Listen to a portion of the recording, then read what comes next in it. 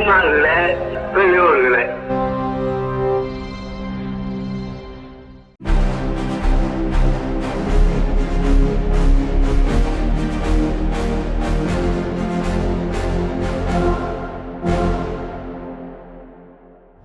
அனைவருக்கும் வணக்கம்.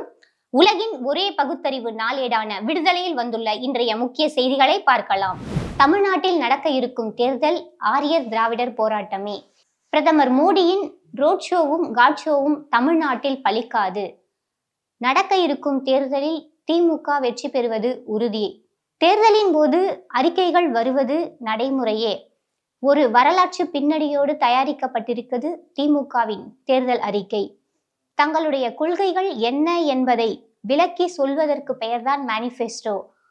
திராவிட முன்னேற்ற கழகத்தின் கொள்கை அறிக்கை மிக மிக சிறப்பானது. 50 தலைப்புகளில் மிக அற்புதமாக அறிக்கைகளை தயாரித்துள்ளார்கள்.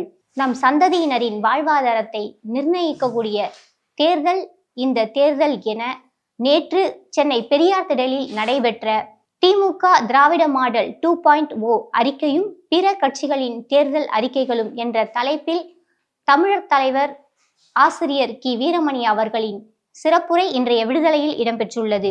தந்தை பெரியாரை நமக்கு தந்த ஈரோடு வரும் தேர்தலிலும் பெரு வெற்றியை தரும் என முதலமைச்சர் மு.க. ஸ்டாலின் தனது முகநூலில் பதிவிட்டுள்ளார். உணவு பிரச்சனைகளில் மூக்கை நுழைக்கும் மதவாதம் என்ற தலைப்பில் இன்றைய விடுதலையின் தலையங்கம் இடம்பெற்றுள்ளது. அடுத்த ஆண்டு ஹரித்துவாரில் கும்பமேளா நடைபெற உள்ளது. அதைத் தொடர்ந்து உத்தரகாண்ட் மாநிலத்தில் கோவில் நகரமான ஹரித்துவாரில் மாநகராட்சி எல்லைக்கு உட்பட்ட இறைச்சி கடைகளை மூட வேண்டும் என மாநகராட்சி நிர்வாகம் உத்தரவிட்டுள்ளது. லட்சக்கணக்கான துறவிகள் ஹரித்துவாருக்கு வருகை தருவார்கள். அவர்களின் மத உணர்வுகளை கருத்தில் கொண்டும் இந்துக்களின் மனம் புண்படக்கூடாத வகையில் புனிதத்தன்மையை பேணவும் இந்த நடவடிக்கை எடுக்கப்பட்டுள்ளதாக தகவல்கள் வெளிவந்துள்ளன. பாஜக ஆளும் உத்தரகாண்ட் மாநிலத்தில் எடுக்கப்பட்ட இந்த அதிரடி முடிவு தற்போது பெரும் விவாதத்தை எழுப்பியுள்ளது. உணவு என்பது ஒரு தனிநபர் பிரச்சனை. அதில் கொண்டு போய் தங்களின் மத உணர்வு மூக்கை நுழைப்பது நேர்மையானதுதானா, மனித தன்மைதானா என்ற கேள்வியை கண்டிப்பாக எழவே செய்யும். கும்பமேளா நடக்கும் போது இறைச்சி உண்ணக்கூடாது, இறைச்சி கடைகள் இருக்கக்கூடாது என்று எந்த கடவுள் யாரிடத்தில் எப்போது சொன்னார் என்ற கேள்வியை இன்றைய தலையங்கம் எழுப்பியுள்ளது. கலைஞருடைய இதய சிறையில் தான் நாங்கள் குடியிருந்தோம். நம்பி பதவி கொடுத்தவர்களுக்கு துரோகம் செய்த எடப்பாடி பழனிசாமி கலைஞர் குறித்து பேச தகுதி கிடையாது என்று நெல்லையில் நடைபெற்ற தேர்தல் பிரச்சார கூட்டத்தில் முதலமைச்சர் மு.க. ஸ்டாலின் பேசியுள்ளார். மக்களவை தொகுதிகளை அதிகரிக்க முடிவு. நாடாளுமன்ற சிறப்பு கூட்டத்தொடர் தேர்தல் நடத்தை விதிமுறைகளுக்கு எதிரானது என காங்கிரஸ் குற்றச்சாட்டு எழுப்பியுள்ளது. ஒன்றிய அரசின் தலையீட்டால் தமிழ்நாடு காவல் தலைமை இயக்குனர் மாற்றம் செய்யப்பட்டுள்ளதாக இந்திய கம்யூனிஸ்ட் கட்சியின் மாநில செயலாளர் மு. வீரபாண்டியன் குற்றம் சாட்டியுள்ளார்.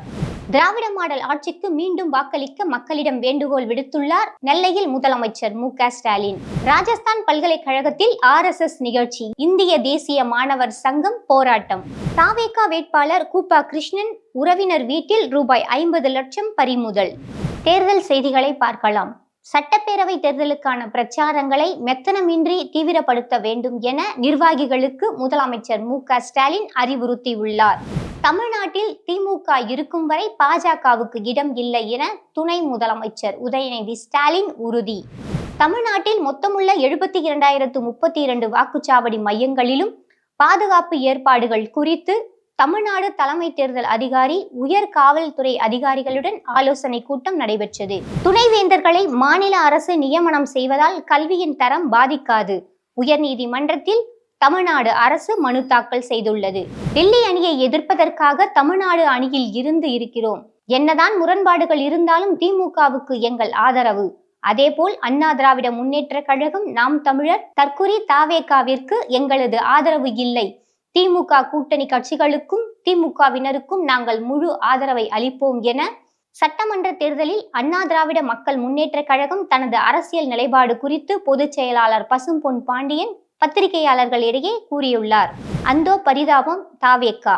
நிர்வாகிகள் தேர்தல் பணிகளை புறக்கணித்ததால் தனியாக பிரச்சாரத்தில் ஈடுபட்ட திருத்தணி வேட்பாளர். தமிழ்நாட்டில் வாக்குகளை பிரித்து வெற்றி பெறுவதற்காக பாஜக விரித்த வஞ்சக வலையில் தாவேகா விழுந்துவிட்டதாக இந்திய கம்யூனிஸ்ட் கட்சியின் முன்னாள் மாநில செயலாளர் இரா முத்தரசன் தெரிவித்துள்ளார். நிர்வாகம் என் கையில் இல்லை. மேற்கு வங்கத்தில் குடியரசுத் தலைவர் ஆட்சியை அமல்படுத்த பாஜக சதி. மம்தா குற்றச்சாட்டு.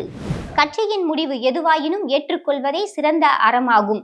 தேர்தலில் போட்டியிட வாய்ப்பு கிடைக்காத விசிக ஆலூர் ஷானவாஸ் தனது அறிக்கையில் தெரிவித்துள்ளார். கிறிஸ்தவ அமைப்புகள் மீது தாக்குதலை ஏற்படுத்துவதா? ஒன்றிய அரசின் வெளிநாட்டு பங்களிப்பு சட்ட திருத்த மசோதாவை திரும்ப பெற வேண்டும் என பிரதமருக்கு முதலமைச்சர் மு.க. ஸ்டாலின் கடிதம் எழுதியுள்ளார்.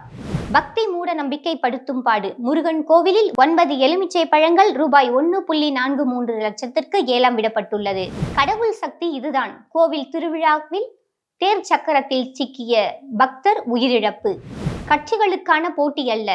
தமிழ்நாடு வட மாநில கலாச்சாரங்களுக்கு இடையே நடக்கும் கொள்கை ரீதியான போட்டி என காரைக்குடியில் நடைபெற்ற வேட்பாளர் அறிமுக கூட்டத்தில் மேனாள் ஒன்றிய நிதி அமைச்சர் ப. சிதம்பரம் தெரிவித்துள்ளார். மேலும் இன்றைய விடுதலையில் பல்வேறு வரலாற்று செய்திகள் இடம்பெற்றுள்ளன. விடுதலையை வாசகர்கள் வாசிக்கவும். நன்றி.